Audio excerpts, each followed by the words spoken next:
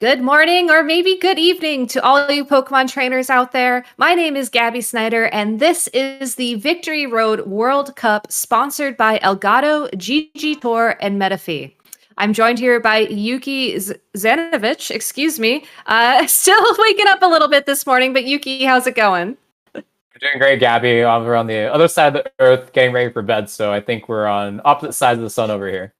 Yeah, that's why I was like, good morning, or wait, maybe good evening, because really, it's so cool to see, not only do we have the both sides of the globe forecasting today, but we also have some matchups that span the globe as well, and some really hype countries facing off today in the group stage that haven't actually faced off in the past. So it's going to be a very, very exciting stream. You're all are going to want to make sure that you tune in and talk about it on your socials. This has been such a hype tournament, and there are so many ways you can join in the conversation, join the community, especially over on Twitter. I think that's most of the VGC's community of choice.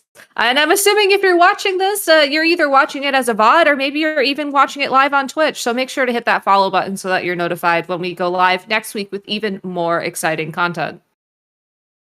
Yep, and over here on the right side we have YouTube. So go ahead and give them a subscription so that you can check out the VODs for not only what we have live streamed on Twitch, but also some other matches that are recorded privately and posted. So you'll never run out of VGC content to watch. And then we also have the Discord in that link right there to get up in all the action. We can see some of the VODs in the Twitch and the YouTube, but Discord is all about just having that hallway of banter to really get caught up in Victory Road World Cup, understand what teams are playing and which players to watch out for. All that chatter is in there, so definitely go ahead and join that server. And then finally, we have the World Cup of VGC.com, the official website, to be up to date on all the different matches between the different countries. Updated 24/7, people working behind the clock, so you'll never miss a beat. Yeah, it's truly been an exciting tournament so far. You can check out the website for past data and statistics as well, which is really cool, especially since we're starting the lead up to the Pokemon World Championships happening next month. I think there's been a lot of metagame developments sort of coming through this tournament that we'll probably see impact the World Championships later on. So you really don't want to miss out on all that hype information. But for today's matches, we have a ton of, again, this is like such a hype lineup. I mean, we're opening the day with Germany versus Japan, two of the strongest regions in the VGC sort of circuit, if you will. Fevzi Özkan versus Tomoyuki Yoshimura, both incredibly well-accomplished trainers. We're also going to be featuring Leonardo Bononomi from Italy. We have Victor Mendina from Spain. Like, these are some really big names that we get to feature on stream today. So y'all are already watching. If you haven't grabbed like water or snacks or whatever, so you can stay here for the duration of the stream, I highly recommend you do so because you are not going to want to miss a beat. Yeah, couldn't agree with you more, Gabby. As we kick off the group stage, we have a lot of the countries that made it really far in last year's World Cup, so we can talk about Italy or Spain, who Italy getting runner up and Spain winning last year. We also have Thailand or Taiwan, I believe, who got top 8 last year. So those teams all weren't able to be featured yet this year so far because they got the seed to be part of the group draft already. So we have those countries represented today, and on top of that, as you mentioned, the powerhouses of Germany and Japan. We actually already featured them on stream because they actually left the tournament last year at the group stage and the qualifying stage, and now they're both in the same group. Kind of a repeat of what we call the group of death, and hopefully we'll see if they can both make it out or if another country will top them. They were both eliminated by Peru last year, and luckily that won't repeat itself this year because they're not in the same group. Yeah, but still, I mean, such a tough matchups for all of these countries at this stage, and every single match counts. As we have already featured a few matches this week from some of these countries. And whenever we're ready, let's go ahead and take a preview specifically for the Japan versus Germany matchup, as that is what we are going to be opening the stream up with today. Results are still posting. I believe, Yuki, you were just talking about how some of the Japanese players are currently playing right now, as this is probably one of the friendliest moments in time between the two countries, as they are on the opposite sides of the globe. But we've had Marcus Stoddard play Suji Endo with a 2-0. Faiz Ashfaq versus Hirofumi Kimura with a 2-1 for Germany's side. And as a result, Germany leading currently 2-1 against Japan.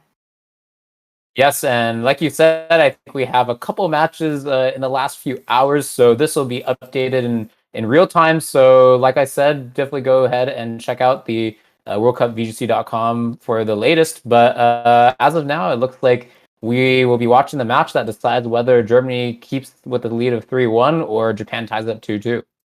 Yeah, and I always like to look at the Pokemon on these teams, looking at how the countries are approaching the week overall. And something that jumps out to me that's really interesting as we transition to start talking specifically about the matchup at hand is we've already seen one Slowbro here this week from Marcus. I believe we're going to be seeing a second Slowbro on stream today, which is wild because if you think about Pokemon that are currently relevant in the VGC metagame, I don't think many people would say Slowbro as an option. I mean, it's very bulky, sure, but it doesn't really find a spot to fit in on too many teams, given the number of Venusaur, given the number of Dark-type Pokemon currently running around.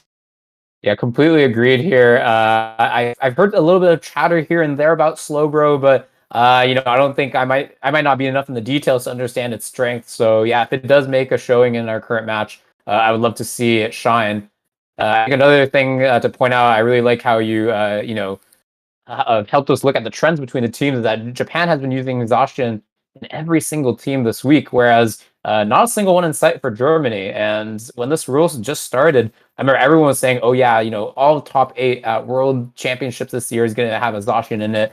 It's the mon to use. And over here, we were seeing Germany leading over Japan without a single Zacian in sight. So really excited to see if they'll continue that trend over into the next match. All right, let's take a look at the players we'll be featuring in today's matchup of Japan. Again, this is going to be Tomoyuki Yoshimura versus Germany, Fevzi Özkan. Both of these trainers incredibly well accomplished. Let's go ahead and start and talk about Fevzi. Currently qualified for day 1 of Worlds. Managed the World Cup last year, but not this year, and is currently 2-0 in terms of matches, having used Zacian Groudon week 1 and Zacian Ogre in his second week of play.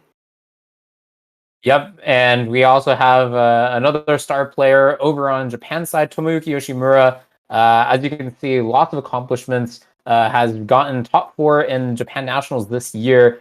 Something I want to actually point out for that one is that actually in 2019, which is the last World Championships where Japanese players competed for a spot at Worlds, he unfortunately went 0-7 and did not really even come close to making it to Worlds in that year. But over on the flip side of 2022, went as far as to go 7-0 in the Swiss rounds and then secure that top 4, just enough to get a day 2 invitation to Worlds. So it's a huge comeback year for him. Really excited to be featuring him here against the powerhouse that is Fevzi, and seeing what kind of teams these players use. I think we'll be seeing their compositions in a second, but I think Tomoyuki is someone who's mastered a lot of the maybe what we call like standard teams. Has been used in a lot of Zacian Kyogre kind of teams this season so far. Used like with Grimmsnarl, Zapdos, Incineroar, Rillaboom, something that's really standard, and I think that's been his strong suit across other rule sets. But Fevzi, on the other hand,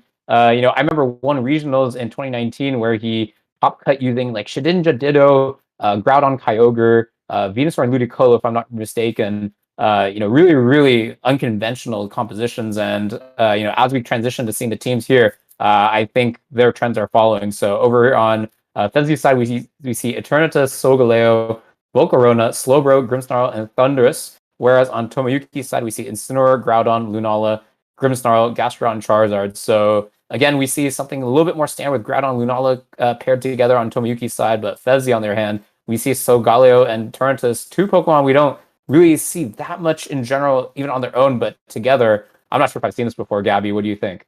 I personally have not seen this before. I mean, I know that Eternatus has been an interesting spice throughout the season that some players have been experimenting with. I don't think anybody's really quite found the right way to support it as a Pokemon.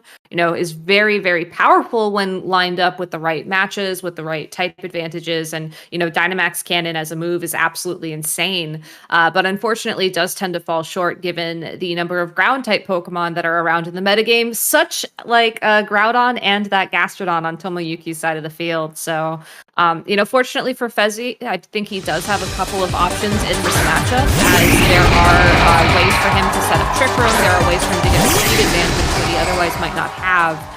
But still, it's going to be a very tough matchup if that Groudon finds itself opposite of any of those two Pokemon. But we're going to jump right into this match. Grimmsnarl and Lunala out on the field for Fevzi, or excuse me, for Tomoyuki, and Fevzi leading Grimmsnarl and Volcarona. Yep, so we might have a little bit switched in the screen, but it is Fevzi who has the Volcarona and the Grimmsnarl. And yeah, quite an interesting first turn. We see the Grimmsnarl mirror that happen a lot in this rule set, but the two Pokemon accompanying it are a little bit different. Lunala over on Fevzi's side, whereas on Tomoyuki's side, whereas Volcarona on Fevzi's side. That Volcarona, though, not sticking around for long, as Eternatus has found, honestly, probably one of the best matchups that's going to get on Tomoyuki's team, and is swapped in for that Pokemon. Lunala starting this turn off with a Protect, possibly not wanting to get taunted by that Grimmsnarl, but instead Grimmsnarl going to set up a screen to boost defenses, and same thing from Tomoyuki. So both these players taking a very, very passive turn one, but with that Eternatus on the field, you know that that's not going to last for long. Completely agreed here. The Grimmsnarl not going to appreciate Sludge Bomb too much, and a lot of the Lunala these days don't carry the Psychic type attack, so I think Eternatus is relatively safe here. Quite interested to see what kind of set it has. Some use like a Cosmic Power variant so that it becomes bulky and stall out the opponent, whereas some others have a Meteor Beam, so interested to see what it does, but we see the Lunala back out for a Groudon here, much more favorable over for Tomoyuki's side. Much more favorable indeed, especially since the Grimmsnarl on Tomoyuki's side of the field set up Light Screen the previous turn, I think. Grimmsnarl on Fevzi's side of the field setting up Reflect, so now that there's two of them, are two screens up for Fevzi, and a Trick coming out from Tomoyuki, going to be swapping Eternatus's items for its own. And Eternatus finishing up the turn with a, actually, I think that was power, like a Cosmic... Yeah. So very interesting Eternatus set. Normally I don't expect to see them boost their stats at all, but here we are, Fevzi taking advantage of another passive turn. Yes, and I think we just saw the effect now for those who might not be able to read Japanese. Luckily, I can see that it's a black sludge. So after seeing the Cosmic Power as well, we can see that Eternatus is somewhat more of a stall variant, might have access to moves like Toxic in order to just stall out the opponent a lot better.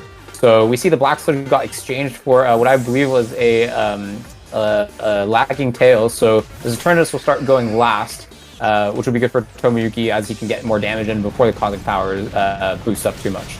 Yeah, and because of Lagging Tail's effect, that means even if Fevzi were to set up Trick Room, that Eternatus would still be moving last. Precipice Blades will be dealing damage to both the Eternatus and the Grimmsnarl on Fevzi's side of the field, and Tomoyuki and Fevzi firing an attack right back. This Eternatus finishing up the turn with a Recover. So again, you mentioned the presence of Toxic. I think Black Sludge plus Recover to be screams that there's going to start being some Toxic damage adding up on the field. Yeah, I wouldn't be surprised if the Toxic starts to get spread out even early as next turn, as that Precipice Blades behind the Reflect, behind one Cosmic Power boost to defense. We saw it do maybe 20% for being generous, which is quite surprising for a move that's super effective, signature move of Groudon. So I'm not sure if that Eternatus needs to do that much more boosting. Scary Face will drop the speed of Lunala, and Precipice Blades will once again connect with both Pokemon on Fevzi's side of the field. Lunala, though, still able to outspeed that Eternatus because of the Lagging Tail. Will use this opportunity to go for a Meteor Beam, charge up, boost its special attack by one stage, consume the Power Herb, and then fire that attack right out onto the field to knock out that Grimmsnarl. the Eternatus is the final remaining Pokemon for Fevzi on the field at this point in time. There's also Volcarona and a mysterious partner in the back. But there's the first Toxic of the game. It will be connecting with that Lunala and will start slowly doing damage. It'll take a few turns before I think it's devastating, but Tomoyuki definitely has to consider whether or not he wants to keep that Lunala around on the field. Yeah, Eternatus really appreciating the new, I think, relatively new mechanic of Toxic being 100% accurate if used by a Poison-type Pokemon, and, a Toxic move not recently seen in the Sword and Shield era, thanks to the inaccessibility compared to past generations, but we finally see it make a comeback, and we'll see if it, is something that, Fevzi can prove is a relevant strategy in the new format, since I don't know if I've actually ever seen the animation for Toxic in Sword and Shield, but curious to see what other game plans Fevzi has in mind, because I usually imagine the usual plan is to Dynamax Solgaleo, use Max Quake, Max Fuel Spikes to further boost the Eternatus, but he kind of just went off and started boosting on its own.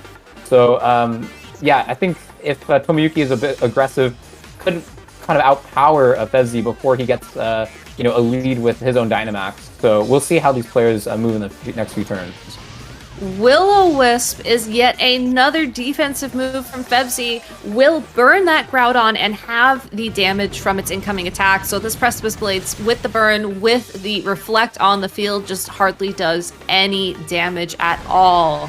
Moongeist Beam from that Lunala, though, will connect with one of the Pokemon on Fevzi's side of the field for some damage. It's going to be that Eternatus bringing it down into the yellow, but still relatively healthy overall and finding the opportunity to go for a recover. So I find it very interesting. Toxic Stall is a strategy I think that you see more commonly in singles, as it's a lot easier to slow games down when you don't have two Pokemon on the field to contend with. But here we are. Fevzi's managed to find an incredible amount of bulk, and I'm not sure if we're going to see a Toxic knockout, but I would imagine that with some damage, that Lunala could be gone in a turn or two. Absolutely, and Gabby, I really appreciate you bringing up the comparison between singles and doubles, because yes, I believe this is not a very common strategy in doubles, because it's a lot easier to manage these kind of Pokemon when you have two. Right now, we can almost even see a 2v1 situation where Eternatus is just focused on getting Toxics out, getting the recovers in, and can't do that much defensive things like what the Volcarona is doing right now, like Struggle Bug to reduce the special attack. So I think Tomoyuki could take advantage of this by targeting the partners of Eternatus, just as we see here, and the Volcarona survives through Stone Edge thanks to the Will-O-Wisp. Yeah, just barely hanging on with what appears to be 1 HP. A Moongeist Beam, though, should be enough to knock it out. If it had targeted that Volcarona, instead going into the Eternatus, who's just going to keep recovering. And I think that this is the perfect strategy for Fevzi at this point in time. Any special attack drops that Volcarona is able to get in are certainly a bonus against that Lunala. But really, as long as the Eternatus is able to end the turn with more HP than it started with, which will be a little bit difficult given that it is at full health now, I think Fevzi will maintain the advantage. Tomoyuki, these are two of his strongest Pokemon out on the field right now. It's tough to say how he's going to find a way around this. Fevzi definitely doing a great job fending off the two restricted pairings of Tomoyuki with basically this Eternatus alone, and the Volcarona even making its way through another turn. I think another thing that might become relevant is the ability of Eternatus being pressure. Moves like Stone Edge and Moongeist Beam don't have that much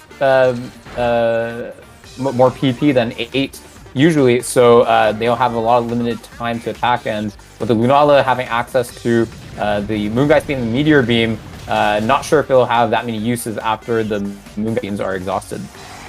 Yet another Struggle Bug, followed by another Precipice Blades, picking up the KO on that Volcarona, and Eternatus revealing more of its moveset here. Also able to use what appeared to be a Fire-type attack to drop Groudon stats. Yeah, I believe that was a Mystical Fire, and makes sense given that if it has access to Toxic, Cosmic Power, and in the Recover, it won't really have a way to attack Steel-type Pokemon such as Zacian, so makes sense that it has access to a Fire-type attack to be able to get around that weakness while also having the ability to drop special attacks, so that the longevity is even further extended. So now that we see the Solgaleo finally come in for the last Pokemon on Fevzi's side, we see a 2v4 situation where on paper it seems Tomoyuki is quite favored, but Fevzi still having the Dynamax option, definitely able to make the Eternatus a lot bulkier. Yeah, and I would assume that Fevzi will prioritize the Dynamax this turn as Tomoyuki takes a more passive approach, switching out that Groudon to bring the Lunala back. Now that the Solgaleo is on the field, you really want to capitalize on those defenses boosts almost immediately, and going for the Dynamax now is definitely the way to do so. I find it curious that Tomoyuki hasn't gone for his own Dynamax yet, but, you know, we do have the benefit of seeing his perspective, and I'm pretty sure he has a Pokemon in the back that he's just waiting to save that for. But that Grimmsnarl able to trick away what could possibly be a weakness policy from that Solgaleo. Max Quake will connect with the Lunala for a good chunk of damage, possibly putting it within range of knockout from a Mystical Fire or maybe even that Toxic itself, and will also boost the special defense of both the Eternatus and that Solgaleo by 1 stage. Eternatus, though, not going for damage this turn, content to go for a second Cosmic Power so that it has 2 defense boosts now, and Solgaleo will be taking damage from the Black Sludge that the Grimmsnarl stole earlier. Yep, and we see the light screen expire over on Fevzi's side, so a little bit more weak to special type attacks coming out from Tomoyuki's side, but I'd say he's in a fantastic position. Yes, the Black Sludge got tricked over in return for the weakness policy that you sleuthed out, but yeah, I think barring any kind of critical hits, I think it'll be quite difficult for Tomoyuki to get through Fevzi's defenses here, so I think that might be the win condition to go for. Go for Dynamax on a Pokemon that's able to dish out a lot of damage to the Eternatus, and you know, put yourself in a position where if you land the critical hit, you'll definitely be able to win the game. But barring that, I think Fevzi has a really good game plan for Game 1. Grimmsnarl setting up the light screen, I believe that was light screen, on the field, and this Max Quake again going to be connecting with that Lunala for the final bit of damage to knock it out. Fevzi has another opportunity here to go for a Cosmic Power if he is worried about how much damage that Groudon will be doing in the future. Could also go for some damage with Mystical Fire, but instead, indeed, it's going to be a Recover to get back up to full health. You know, just get that little bit of chip gone, I guess, before Groudon makes an appearance and starts threatening big damage with a critical hit from a Crespus Blades. Yeah, I think Fevzi is sort of on the same page as us, where one critical hit could lose him the game, so it's very, very, you know, respecting of that, and going for the Recover when at first it seems like you know, Lunala might not have you know, the power to bring it down to even close to half of its HP. So I think well played on Fevzi's end for accounting for that. And now I think he just needs to get through this Gigantamax from Charizard with the special defense boost from the Solgaleo, probably able to take a hit or two, but again, like one critical hit and it could be over. Yeah, and I'm very, very surprised to see that Fevzi is playing so well to this endgame. I think it just goes to show how good of a player he is. You know, when you take on these slower strategies like Trick Room, like Toxic Stall, the more time you're on the field, the more opportunities there are for critical hits, and there are more opportunities for critical hits to sort of mess up your plan. So the fact that Fevzi is able to manage that threat by keeping his Pokemon relatively healthy, by going for those defensive boosts so that he's not taking as much damage from the other moves that are being thrown, is really, really important. That Grimmsnarl will go for an attack into the Solgaleo, who will fire back a Max Steel Spike into the Grimmsnarl, finally knocking it out. So Tomoyuki down to his final 2 Pokemon in the form of that Charizard and the Groudon. Now Fevzi also getting a defensive boost, which is definitely more relevant now that Groudon should be coming back real soon. And that Eternatus goes for an attack into the Charizard, but unfortunately Charizard protected. Yeah, Fevzi not taking the bait with Charizard coming out, clearly not wanting to take an attack from the Solgaleo, you know, any opportunity for a Max Rockfall, but going for the safer Max Steel Spike into the Grimmsnarl slot to take it out and force the 2v2 situation here. Definitely still not over for Tomoyuki at all, as he has the Dynamax option left with the Charizard, while Fevzi's last turn for Dynamax just ended. So it'll all just be whether these 2, you know, legendary Pokemon over on Fevzi's end can fend off the Dynamax from Charizard. And I think one other thing that Fevzi might need to be careful for, maybe not even just in this game, but other games in the future, is when you go for a stall-like strategy, the timer is always an option for the opponent to win. So curious to see if that ever becomes relevant in this current game. But right now we see a Gigantamaxing Charizard. Yeah, I mean, given that Fevzi didn't bring the Trick Room mode on his team, I doubt we'll see this come to timer. I mean, you have Groudon, who, I mean, is burned, but is not intimidated, at least. You have the Charizard, who has the Sun boost on his side. Like, there's going to be a ton of damage coming out from Yuki's side of the field. Sunsteel Strike bringing that Groudon down into the red, and now a G-Max Blast Burn firing off into that Solgaleo. Still enough to pick up the KO, despite all of those special defensive boosts. No critical hit though, Solgaleo just taken out, and now there's also the additional residual damage on Fevzi's side of the field from the G-Max Wildfire. Eternatus going for a Mystical Fire to pick up the knockout on that Groudon, so now it's just Charizard versus Eternatus. Yeah, I don't think this is the final end scene we saw in Sword and Shield. I think it was the Eternatus battling against the Zacian and the Zamazenta, what the protagonists used, but here we see the champions Charizard facing off against Eternatus, and we'll see if it's able to overpower it. I assume Fevzi will keep going for the recovers, but I think that's a critical hit.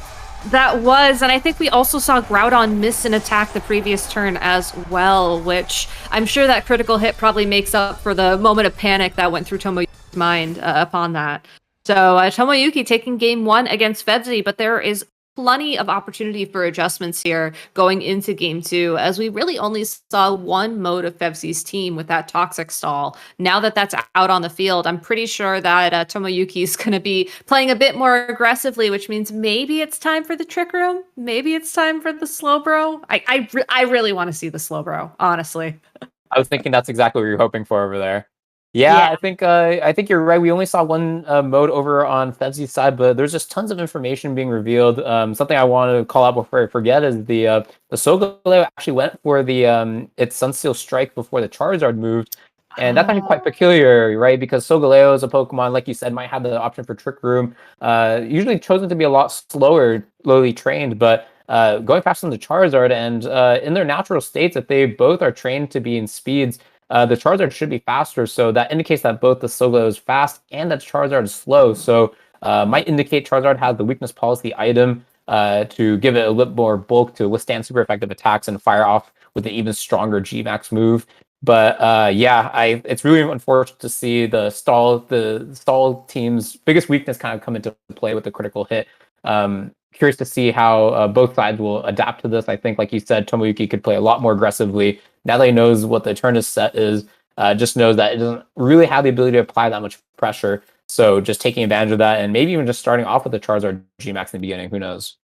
Yeah, I like the idea of just going straight on offense from turn 1 with that Charizard, especially if it is holding weakness policy, as I don't think there's too much that Fevzi could do on his side of the field to manage that, especially if we see the same lead from game 1, which was that Volcarona and the Eternatus for Fevzi. Lunala and Groudon once again out on the field for Tomoyuki, so same leads from both sides of the field, I believe, but I think we're going to be seeing a bit of a different play style, as this is the perfect opportunity for that Groudon to go on the offense.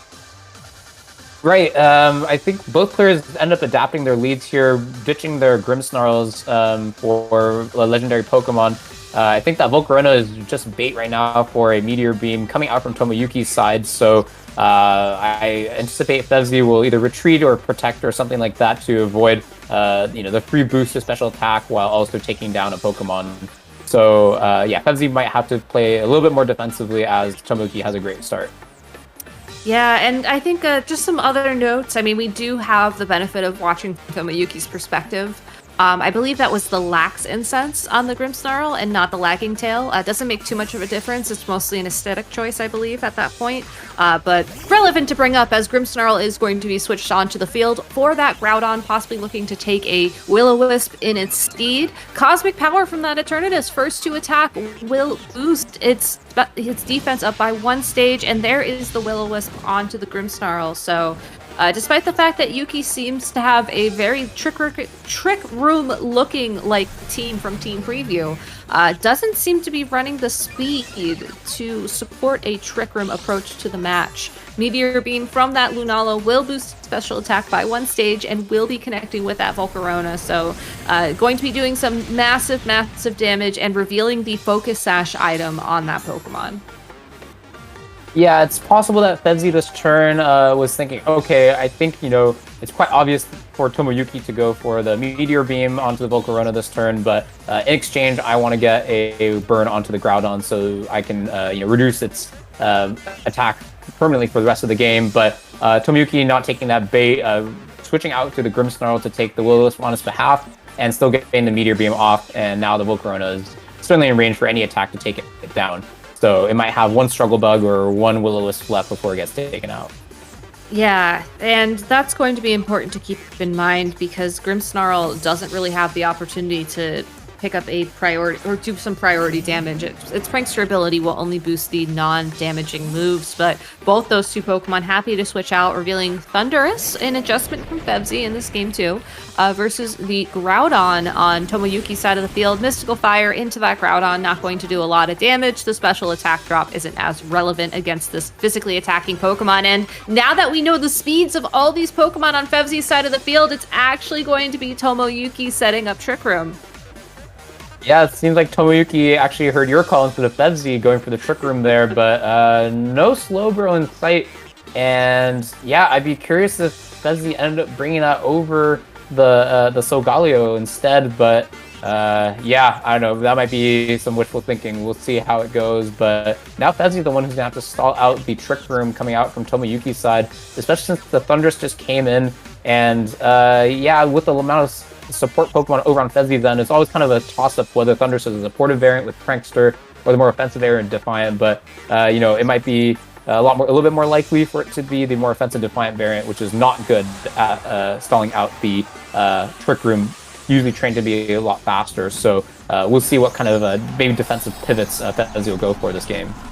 It's going to be tough for him to pivot, especially seeing that Tomoyuki has gone for the Dynamax this game on the Groudon and not the Charizard. But this is like the perfect situation for that Groudon, as there are no screens up on Fevzi's side of the field. There's only been 1 Toxic Power, and that is a Eerie Impulse, I think, dropping the special attack of that Lunala by 2 stages. Max Quake will be connecting with that Eternatus and is a 2-hit knockout with its current state of defenses, and it's important to note that it did do over half. However, I think there is enough health left on this Eternatus that a recover here would give it some more time on the field, but Lunala will be attacking first with that Moongeist Beam to connect with the Eternatus and does not knock it out. But it's in the red, and I don't know if this recover is going to be enough to save it from a second Max Quake the following turn. Yeah, I guess I was proven wrong with my read on the Thundurus kind of set, but going for the Ear Impulse first definitely indicates Prankster and more of the supportive variant. And yeah, we can see the veteranness and Gabby shining, and being able to understand the Ear Impulse happening just from the animation. But thanks to that, able to survive the double up of the Max Quake and the Moongeist Beat into Eternatus and firing back to recover to stay in health. But we see a retreat now, not wanting to take those 2 attacks again. Looking like Fevzi will just sacrifice the Volcarona just to burn another max turn from the Groudon. Yeah, I feel like this is kind of a strategy that I've picked up from my Pokemon Go experience, where you swap in the Pokemon with little health to take the big attack, and that's exactly what Fevzi does here. It's unfortunate that both the Groudon and the Lunala will also get a special defense boost from this Max Quake, because that will mean the Eternatus will have trouble dealing damage on the special side of things in the future, but I don't think that's necessarily a part of Fevzi's win condition at this point in time. Moongeist Beam will connect with that Thundurus, bringing it down to just above half health, and then that Thundurus going for a spread move, it appears, against both the Groudon and the Lunala. So these are some very, very interesting stats coming out from Fevzi. Yeah, what I believe was the Brutal Swing happening, so not going first since that's the damage dealing move for the Thundurus, but clearly we can see the synergy with the Solgaleo, who typically has the weakness policy item, which we confirmed with the trick earlier.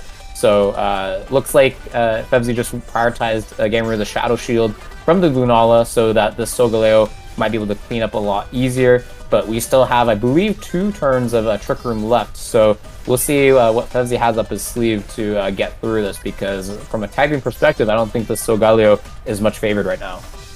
No, it is not. And even if Fevzi decides to go for a Dynamax this turn into a Max Guard, the Thunderous being knocked out would certainly ruin the opportunity to set up that weakness policy with a brutal swing. Eternatus coming in for that Thunderous, and it looks like Fevzi will indeed be going for the Dynamax this turn, which I can only imagine must be some sort of Max Guard play, maybe to just get through the last turn of Dynamax from that Groudon. Yes, I guess we'll see now if it has access to the Max Guard, because I think it would really appreciate being able to take, the lot less strong Precipice Blades in place of the Max Quake. But we do the Lunala Protect first, and we'll see what the Solgaleo good does. Doesn't look like it's going for the Max move though, Max Guard. No, instead that's going to be a Max Rockfall into the Eternatus, which is way more comfortable taking that compared to that Thunderous. We'll also be removing the Sun from the field and setting up a Sandstorm. And Solgaleo going for a Max Steel Spike into that Lunala. Not going to do a lot of damage, but will be boosting its defenses by 1 stage, making it even easier for it to take damage from this Groudon now that its Dynamax has expired. Yep, and we have just 1 more turn of Trick Room left, so I think safe to say, especially with Tomoyuki's Dynamax expiring, he is successful in stalling out the Trick Room, barring any sort of maybe double critical hit or so. So I think the biggest question will be whether Fevzi can just ride the Solgaleo to victory, basically going 1v4 almost against Tomoyuki's team. Eternatus, a Pokemon that we have seen, doesn't have Protect thanks to it revealing all 4 moves, so Tomoyuki also recognized this and can easily double up into it. And even if the Thunderous comes out to take the Precipice Blade, for example, will take a lot of damage from the Moongeist Beam. So I think it's a lot dependent on how much the Solgaleo can boost up. Yeah, the Precipice Blades, though, will connect with both Pokemon on Fevzi's side of the field, activating Weakness Policy on Solgaleo, which is great, but also getting the knockout on the Eternatus, which is not as great. So, like you said, it really is going to come down to the Solgaleo to deal the amount of damage to win Fevzi this game. Moongeist Beam into that Solgaleo, though, brings it down in yellow, and we how much damage the Max Steel Spike does, but that was a critical hit, able to pick up the knockout on that Lunala. Or no, that wasn't a critical hit. That was just because of the Shadow Shield being broken. But Tomoyuki still has the Grimmsnarl and still has 1 other Pokemon remaining. So even though Trick Room has expired and the Solgaleo will now be moving faster than the Groudon, Tomoyuki still has a couple of tricks up his sleeve. Yep, and now we have come down to the final last turns likely of this game. If Tomoyuki has something like the Charizard in the back, it can definitely face off against the Solgaleo. So I think Tomoyuki's priority will be to take out this Thunderous at all costs, so that we can see another end game where it's a 1v1, including the Charizard, that can win. But we see him switch it out this turn, maybe anticipating a Max Quake coming out from the Solgaleo.